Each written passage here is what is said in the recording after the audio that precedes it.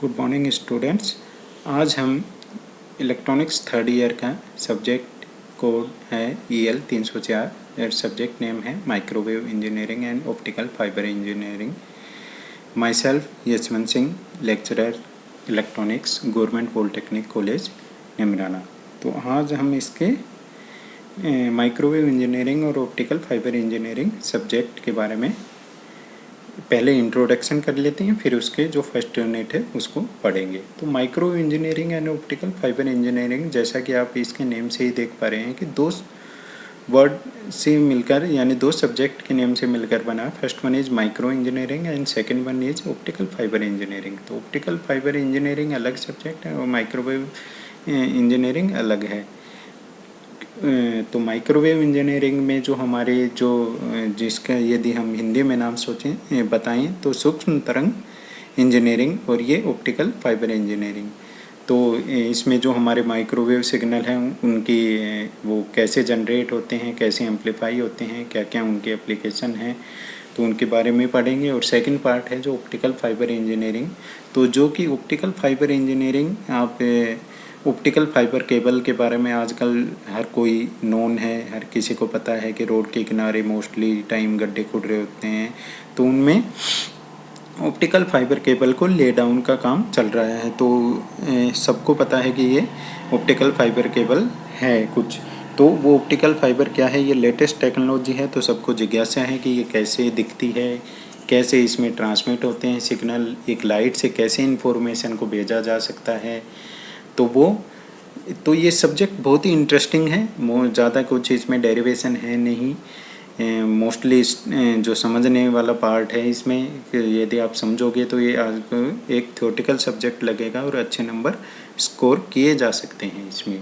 तो होप करता हूँ कि आप इसको इंटरेस्ट लेके पढ़ेंगे और ये आपके जो डिप्लोमा के जो परसेंटेज को अच्छे बनाने में आपको मदद कर सकता है ये सब्जेक्ट। तो पहली यूनिट पढ़ते हैं इसके जिसका हमारे सब्जेक्ट में नेम है माइक्रोवेव।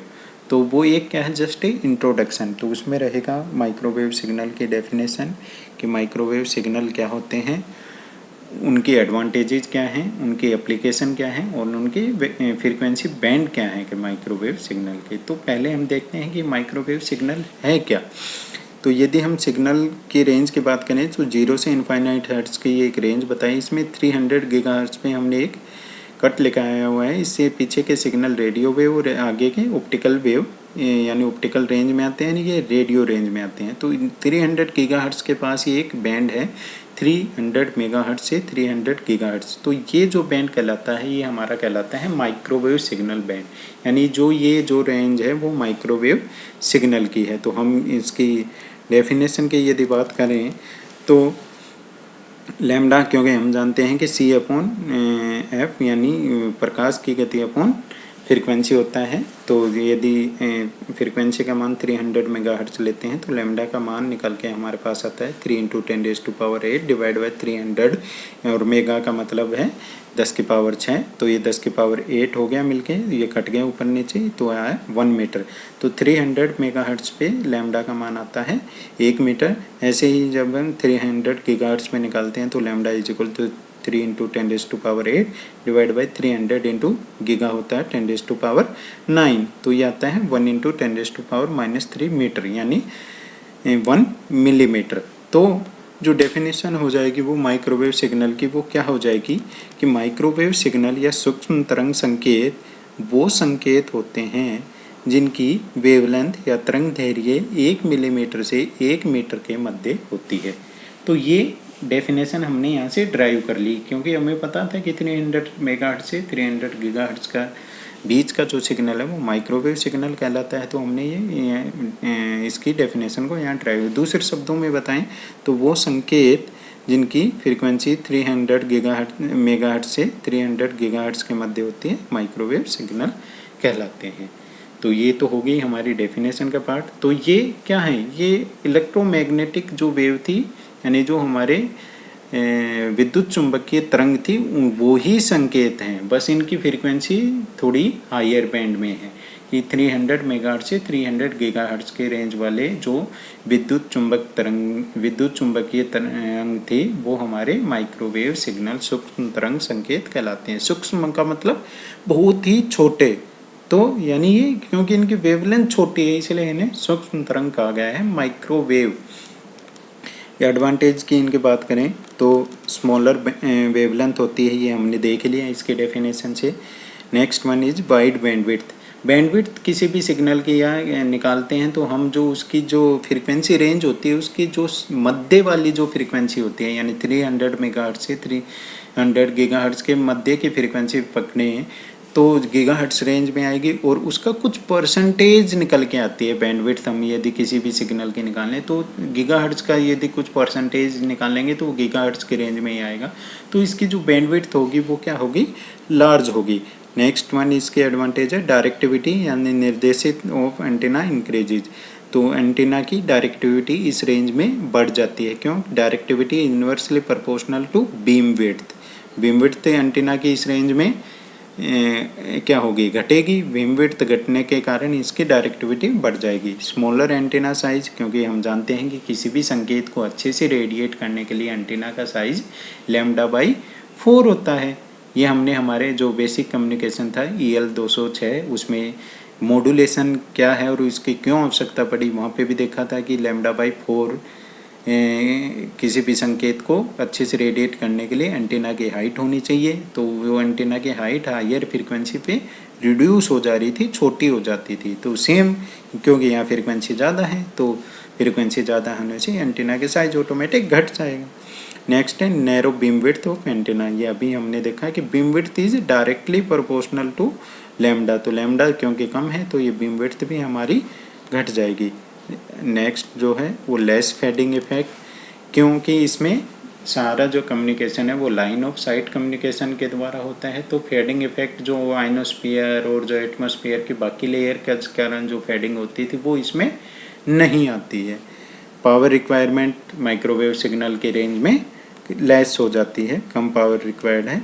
नेक्स्ट है लाइन ऑफ साइट कम्युनिकेशन। ये हम बता चुके हैं क्योंकि इनके हायर फ्रीक्वेंसी है तो ये एक स्ट्रेट लाइन में ट्रेवल करते हैं, एक डायरेक्ट वेव और एक वहाँ से रिफ्लेक्टेड वेव आती है। तो डायरेक्ट वेव के द्वारा मोस्टली कम्युनिकेशन होता है, तो ये लाइन ऑफ साइट कम्युनिकेशन। यानी बात कर रहे थे हम लाइन ऑफ साइट कम्युनिकेशन की हो चुकी थी। Losses, line of site communication यानी सीधी रेखा में संचरण होता है। नेक्स्ट था लॉसेज। लॉस जो माइक्रोवेव सिग्नल के होते हैं तो बहुत ही कम होते हैं। तो नेक्स्ट जो है transparency property of microwave signal. तो ये प्रॉपर्टीज़ की बहुत ही एप्लीकेशन में काम आएगी कि माइक्रोवेव संकेत जो आइनोस्फीयर लेयर हैं उसको पार करके बाहर निकल जाते हैं। इससे कम फ्रीक्वेंसी के सिग्नल आइनोस्फीयर द्वारा रिफ्लेक्ट होके वापस अर्थ पे प्राप्त होते थे, लेकिन ये बाहर निकल जाते हैं जिसके कारण सैटेलाइट कम्युनिकेशन संभव हो पाता है। तो ये इसकी एक बहुत ही बड़ी एडवांटेज है। और एक एडवांटेज इसकी है हीटिंग इफेक्ट, यानी जब भी कोई माइक्रोवेव संकेत किसी सरफेस से टकराता है तो उसको हीट कर देता है। इसकी भी बहुत सारी एप्लीकेशन है। जो कॉमन यदि एप्लीकेशन की बात करें तो माइक्रोवेव ओवन, जिसके तो जब भी हम माइक्रोवेव ओवन में किसी को जो हमारा खाने की जो कोई भी चीज़ है उसको रखते हैं तो वो गर्म हो जाती है। वो इसकी हीटिंग इफेक्ट के कारण है कि उसको में अंदर से माइक्रोवेव सिग्नल गुजरते हैं जिनके कारण वो उस जो भी हमारा मटेरियल है, जो फूड पैक है, उसको वो गर्म कर देते हैं। तो ये वहाँ रह गई थी, यहाँ ये प्रॉपर्टी वो बता दी गई है कि हीटिंग इफेक्ट इसका एक बहुत बड़ी एडवांटेज है। एप्लीकेशन की बात करें तो एप्लीकेशन इसके वेरियस सेक्टर में बहुत सारी हैं। पहले ही यदि बात की जाए तो टेलीकम्युनिकेशन में यानी संचार के लिए तो इंटरकॉन्टिनेंटल टेलीफोन माइक्रोवेव सिग्नल के द्वारा संभव हो पाता है। स्पेस कम्युनिकेशन है वो माइक्रोवेव सिग्नल के द्वारा ही संभव हो पा रहा है। लिंक फॉर रेलवेज में जो कम्युनिकेशन है वो माइक्रोवेव सिग्नल के द्वारा है। तो संचार के लिए माइक्रोवेव सिग्नल के बहुत सारी एप्लीकेशन है। रडार के रूप में यदि बात करें तो radar to detect range and speed of target, किसी भी टारगेट की हमें किस रेंज में है और वो क्या उसकी स्पीड है, ये डिटेक्ट करने के लिए माइक्रोवेव संकेत का यूज करते हैं। सोनार एप्लीकेशन में माइक्रोवेव सिग्नल यूज होता है। एयर ट्रैफिक कंट्रोल जो भी है एयरपोर्ट पे यूज होता है वो सारे माइक्रोवेव सिग्नल का यूज करते हैं। वेदर फोरकास्टिंग, जो हमारे कि मौसम आज ऐसा रहेगा उसके फोरकास्ट करते हैं, या नेक्स्ट 24 आवर में ऐसा रहेगा, नेक्स्ट 72 आवर्स में जो भी फोरकास्टिंग होती है वो यूजिंग माइक्रोवेव सिग्नल का ही उपयोग करके की जाती है। नेविगेशन ऑफ शिप, जो हमारे जो शिप होते हैं उनको नेविगेट करना, यानी उन्हें बताना कि किस डायरेक्शन में आपको जाना है, कहाँ आपका क्या है, वो सारा नेविगेशन माइक्रोवेव सिग्नल के ही कारण संभव हो पा रहा है। किसकी वजह से? रडार के रूप में। कॉमर्शियल एंड इंडस्ट्रियल, औद्योगिक क्षेत्र में कैसे यूज होते हैं? माइक्रोवेव ओवन, जो यानी हीटिंग प्रॉपर्टी अभी हमने डिस्कस करी थी, उसके कारण इसका इंडस्ट्री में बहुत ज़्यादा यूज होता है। और घरेलू इकाई में भी इसका यूज होता है। ड्राइंग मशीन, किसी ये चीज़ जो हमारी है, कोई भी सॉल्यूशन है या कोई भी मटेरियल है, उनको ड्राई करने के लिए भी माइक्रोवेव सिग्नल का यूज होता है। फूड प्रोसेसिंग इंडस्ट्रीज, तो जो हीटिंग इफेक्ट है वो सारा इसको इंडस्ट्रियल यूज यानी औद्योगिक इकाइयों में और घरेलू इकाइयों में इस हीटिंग प्रॉपर्टी के कारण इनका यूज होता है। बायोमेडिकल एप्लीकेशन, यानी मेडिकल के क्षेत्र में भी माइक्रोवेव सिग्नल में बहुत ज़्यादा उपयोगी हैं। ट्रीटमेंट ऑफ कैंसर, सबसे बड़ी इसकी जो एप्लीकेशन है वो मेडिकल में कि ये कैंसर के इलाज में काम आते हैं। लंग वाटर डिटेक्शन, जो हमारे लंग्स के अंदर यदि वाटर पहुंच जाता है फेफड़ों में, तो वो डिटेक्ट किसके द्वारा करते हैं? हम माइक्रोवेव सिग्नल के द्वारा करते हैं। मॉनिटरिंग ऑफ हार्ट रेट, जो हार्ट बीट होती है हमारी, हार्ट रेट होता है, वो माइक्रोवेव सिग्नल से हम मेजर कर सकते हैं। नेक्स्ट यदि इसका है कि लाइन ऑफ साइट कम्युनिकेशन के लिए माइक्रोवेव सिग्नल का यूज होता है। इंटरनेट प्रणाली प्रोवाइड करने के लिए माइक्रोवेव सिग्नल का यूज हो रहा है। और नेक्स्ट है रबड़ उद्योग, प्लास्टिक उद्योग, रासायनिक उद्योगों में, बहुत सारे उद्योगों में माइक्रोवेव सिग्नल का यूज किया जाता है। जो ड्राइंग प्रॉपर्टी थी उसकी भी यहाँ बताया हुआ है कि स्याही, कपड़े, तंबाकू आदि सुखाने में, तो ये इसकी मेजर एडवांटेज है। पहले तो हमने पर्टिकुलर सेक्टर लेके फिर उसकी वैसी कुछ एडवांटेज बताई हैं। तो एडवांटेज इसकी बहुत सारी लिखी जा सकती हैं, अनगिनत एडवांटेज हैं माइक्रोवेव संकेत की। ये कुछ हमने मेजर एडवांटेज यहाँ लिखी हुई हैं। वाईफाई के रूप में, ब्लूटूथ में, ये बहुत सारे एडवांटेज हैं। जो भी हम वाईफाई यूज करते हैं, ब्लूटूथ यूज करते हैं, ये सब माइक्रोवेव सिग्नल के कारण है। सब लिखी जा सकती हैं इसमें, लेकिन कुछ हमने मेजर यहाँ सिलेक्टेड लिखी हुई हैं। नेक्स्ट है हमारा ये जो माइक्रोवेव सिग्नल है, इनके फ्रीक्वेंसी बैंड कौन कौन से हैं? तो माइक्रोवेव सिग्नल के जो फ्रीक्वेंसी बैंड को हमने यहाँ IEEE के उसके द्वारा इन फ्रीक्वेंसी बैंड में विभाजित किया गया है। डेजिग्नेशन जिनको हमने नाम दिया है, पहला है L, S, C, X, KU, K and KA। तो ये मोस्टली इसके बैंड हैं। दोबारा बता देता हूँ, L band, S band, C band, X band, KU band, K band, KA band. इनकी फ्रीक्वेंसी जो रेंज है, L की 1 से 2 गीगाहर्ट्ज़, S की 2 से 4 गीगाहर्ट्ज़, C की 4 से 8 गीगाहर्ट्ज़, X की 8 से 12 गीगाहर्ट्ज़, KU की 12 से 18 गीगाहर्ट्ज़, KA की 18 से 27 गीगाहर्ट्ज़ और KA की 27 से 40 गीगाहर्ट्ज़ इनकी फ्रीक्वेंसी रेंज है। अब हर एक बैंड अपने डेडिकेटेड इसके यूज हैं, एप्लीकेशन हैं। जैसे L बैंड का यूज GPS और मोबाइल फ़ोन जो GSM वाले हैं, मोबाइल कम्युनिकेशन में L बैंड का यूज किया जाता है। S बैंड है weather radar, microwave oven, wireless LAN, Bluetooth इत्यादि की जो एप्लीकेशन है वो S बैंड के सिग्नल का यूज करते हैं। C band long distance radio जो कम्युनिकेशन है वो C बैंड में संभव हो पाता है। X बैंड सैटेलाइट कम्युनिकेशन है, रेडार है, स्पेस कम्युनिकेशन है। KU बैंड सैटेलाइट कम्युनिकेशन, ये जो हमारे DTH वाले जो सैटेलाइट कम्युनिकेशन है वो इस बैंड में ही आते हैं। K बैंड रेडार है, सैटेलाइट कम्युनिकेशन है। K बैंड सैटेलाइट कम्युनिकेशन है, मोलिकुलर रोटेशनल स्पेक्ट्रोस्कोपी, ये सब ये इसकी मोस्टली बैंड की कि किस बैंड के सिग्नल किस में, यानी एज ए माइक्रोवेव सिग्नल की ही एप्लीकेशन है, ये अलग से ये बैंड वाइज बताई हुई हैं यहाँ पे। तो ये थे माइक्रोवेव सिग्नल की बैंड, फ्रीक्वेंसी बैंड और उनके डेजिग्नेशन। तो ये हमें याद करने हैं कि बैंड और उनकी फ्रीक्वेंसी रेंज क्या है। यदि ऑब्जेक्टिव क्वेश्चन की हम पैटर्न की बात करते हैं तो ये शायद 2016 या उस अराउंड भी ऑब्जेक्टिव क्वेश्चन आए थे, और उनमें भी, और 2 नंबर वाले जो क्वेश्चन आते हैं उनमें भी आया था कि केयू बैंड की फ्रीक्वेंसी रेंज बताइए। तो 12 से, तो सिर्फ हमें इतना लिखना था, ये 12 से 18 गीगाहर्ट्ज़ एंड 2 नंबर हमारे कंफर्म थे। तो ये कब लिख पाएंगे? जब हमें फ्रीक्वेंसी बैंड क्लियर होंगे और याद रहेंगे। तो इन फ्रीक्वेंसी बैंड की टेबलर फॉर्म बना के उसको याद कर लेना है। तो आज के इस लेक्चर में हमने क्या देखा कि माइक्रोवेव सिग्नल क्या होते हैं, सूक्ष्म तरंग संकेत क्या होते हैं, क्यों उन्हें सूक्ष्म तरंग कहा गया, क्योंकि उनकी वेवलेंथ बहुत ही कम होती है। उनकी डेफिनेशन हमने याद करी।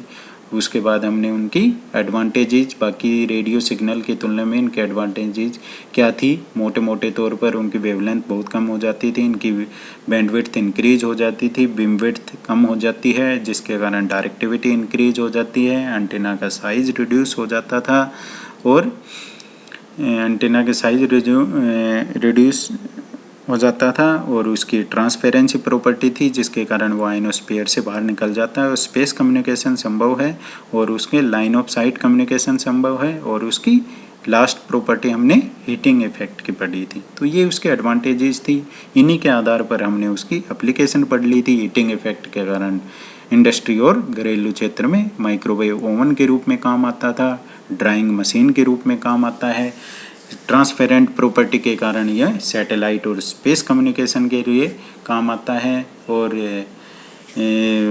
मोबाइल कम्युनिकेशन है, ये ब्लूटूथ है, हमारा वाईफाई है, ये सब इसकी कम्युनिकेशन वाली प्रॉपर्टी हैं।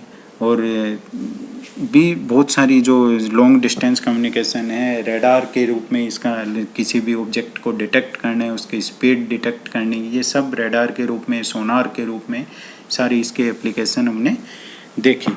तो बच्चों, ये था हमारा आज का लेक्चर। असाइनमेंट की यदि बात की जाए तो असाइनमेंट ये रहेगा कि माइक्रोवेव संकेत क्या होते हैं। क्वेश्चन ये आपको मेरे को 7 दिन में 7 दिन में इसको ये लेक्चर अपलोड होने के बाद में आपको जो हमारी मेल आईडी है असाइनमेंट की, उस पर भेजना है, और हार्ड कॉपी जब भी आप कॉलेज में आएंगे तो उसको जमा करवाना है। तो क्वेश्चन नोट कर लीजिए, माइक्रोवेव संकेत क्या होते हैं, उनकी एडवांटेज व एप्लीकेशन को समझाइए या बताइए। क्वेश्चन दोबारा रिपीट कर रहा हूँ, माइक्रोवेव संकेत क्या होते हैं, explain their advantages and application, उनकी लाभ व उनके अनुप्रयोग को बताइए। ये हमारा आज का असाइनमेंट है, आपको 7 दिन के अंदर इसको सबमिट करना है। तो आज के लिए इतना ही, आने वाले लेक्चर में इसके नेक्स्ट यूनिट को पढ़ेंगे हम। धन्यवाद।